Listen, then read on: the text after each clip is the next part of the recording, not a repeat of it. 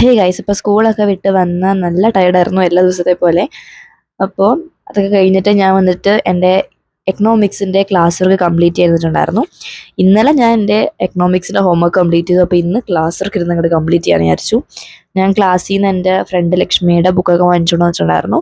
എന്നിട്ട് അത് നോക്കിയിട്ടിരുന്ന് കംപ്ലീറ്റ് ചെയ്യാമെന്ന് വിചാരിച്ചു. എനിക്ക് എക്കണോമിക്സിന് വലിയ ആയിട്ടുണ്ടായിരുന്നില്ല, ബിസിനസ് ആയിരുന്നു എനിക്ക് ഏറ്റവും കൂടുതൽ ഉണ്ടായിരുന്നത്.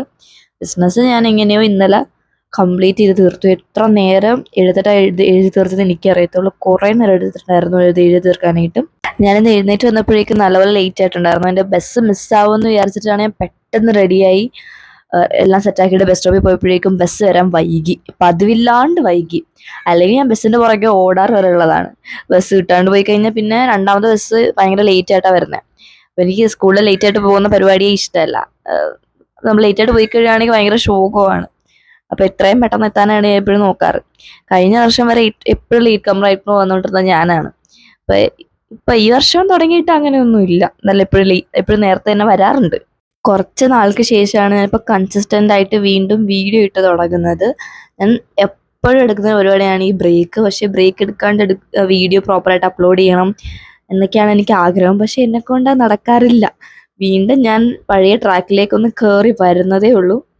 എപ്പോഴും ഒരു ഗ്യാപ്പ് എനിക്ക് എല്ലാ പ്രാവശ്യവും ഉണ്ടാവുന്നതാണ്. 2 മാസം കഴിഞ്ഞ് 2 മാസം ചിലപ്പോൾ കൺസിസ്റ്റൻ്റ് ആയിട്ട് വീഡിയോ ഇടുകയാണെങ്കിൽ അടുത്തൊരു മാസം ചിലപ്പോൾ ഒന്നും ഞാൻ അപ്ലോഡ് ചെയ്യാനായിട്ട് വരും. അതാണ് എൻ്റെ ഏറ്റവും വലിയ പ്രശ്നം. ഞാൻ പ്രോപ്പറായിട്ട് കൺസിസ്റ്റൻ്റ് ആയിട്ട് ചെയ്യുന്നില്ല. സ്റ്റഡീസിലും എനിക്ക് വരുന്നൊരു മിസ്റ്റേക്കാണിത്. കൺസിസ്റ്റൻസി എനിക്ക് എപ്പോഴും ബ്രേക്ക് ആവുന്നൊരു സാധനമാണ്. അപ്പോൾ ഏതായാലും ഈ ഒരു ചാപ്റ്റർ ഞാൻ ഒരു സബ്ജക്റ്റ് എക്കണോമിക്സിൻ്റെ ക്ലാസ് വർക്കും കാര്യങ്ങളൊക്കെ കംപ്ലീറ്റ് ചെയ്തിട്ട് ഞാൻ ഫസ്റ്റ് മൈക്രോ എക്കണോമിക്സ് എടുക്കാമെന്ന് വിചാരിച്ചു. പിന്നെ വേണ്ടെന്ന് വെച്ചു. എനിക്ക് ആ ഒരു സബ്ജക്റ്റിനോട് എന്തോ ഒരു താല്പര്യമില്ല.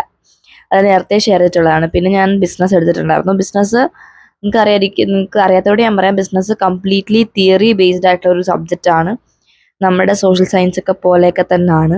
അതായത് ഞാൻ തിയറി മാത്രം ഉള്ളതാണ് ഉദ്ദേശിച്ചത്, അല്ലാണ്ട് വേറെ ഒന്നുമല്ല കേട്ടോ.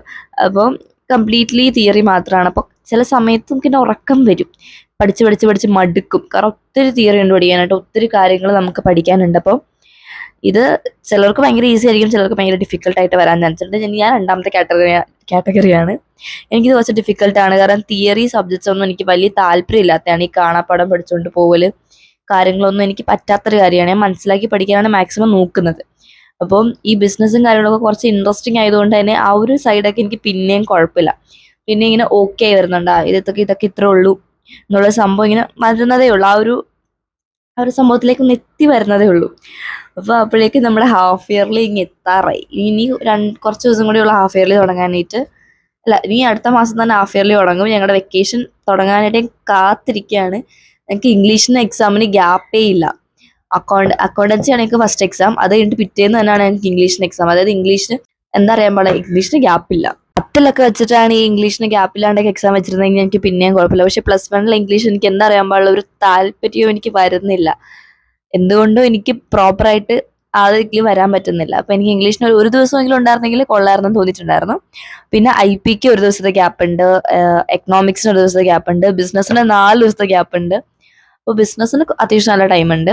പിന്നെ ഞങ്ങളുടെ എക്സാം 2 മണിക്ക് തൊട്ട് 5 മണി വരെയോ അങ്ങനെ എങ്ങാണ്ടൊക്കെ ഞങ്ങളുടെ എക്സാം വെച്ചേക്കുന്നത്. അതായത് രാവിലെ അല്ല. അപ്പോൾ നമുക്ക് ലേറ്റ് ആയിട്ട് പഠിച്ചാലും കുഴപ്പമില്ല, രാവിലെ കുറച്ചേരം കിടന്ന് ഉറങ്ങിയിട്ടാലും എനിക്ക് പോകാൻ പറ്റും. അപ്പോൾ അതൊരു വലിയ നല്ല കാര്യമായിട്ടാണ് എനിക്ക് തോന്നുന്നത്. പക്ഷേ എൻ്റെ കുറേ ഫ്രണ്ട്സിനൊന്നും അത് പറ്റിയിട്ടില്ല. എന്തിനാണ് ഈ സമയത്ത് എക്സാം വെച്ചേക്കുന്നത് എന്നൊക്കെയാണ് ചോദിച്ചേക്കുന്നത്. പക്ഷേ എനിക്ക് കുഴപ്പമില്ല. എനിക്ക് ഈ 2 മണിക്കത്തെ എക്സാം എനിക്ക് ഇഷ്ടപ്പെട്ടു. എന്തോ നമുക്ക് ലഞ്ചൊക്കെ കഴിച്ച് മനസ്സമാധാനമായിട്ട് പോയിരുന്ന എക്സാം എഴുതാമെന്ന് തോന്നി. എനിക്ക് പ്രോപ്പറായിട്ട് ഉറക്കവും കിട്ടും. ഇങ്ങനെയാണെങ്കിൽ ഇതാണ് എനിക്ക് ഇഷ്ടപ്പെട്ട ഒരു ഷെഡ്യൂൾ. കൊള്ളാം. ഇങ്ങനെ വെച്ചത് കൊണ്ട് തന്നെ എനിക്ക് അത്യാവശ്യം കുഴപ്പമില്ലാത്ത രീതിയിൽ എനിക്ക് തോന്നിയിട്ടുള്ളത്. ഫസ്റ്റ് ടൈമാണ് ഞങ്ങൾ 2 മണിക്കൊക്കെ എക്സാം എഴുതാൻ പോകുന്നത്. ഇതിനു മുമ്പൊക്കെ ഞങ്ങളുടെ സീനിയേഴ്സൊക്കെ ഇങ്ങനെ പോകുന്നതൊക്കെ കണ്ടിട്ടുണ്ട്. അപ്പോൾ ഫസ്റ്റ് ടൈം 2 മണിക്കൊക്കെ എക്സാം എഴുതാൻ പോവാം. അപ്പം ഏതായാലും ഇത്രയുള്ള video. Thanks for watching. Bye bye.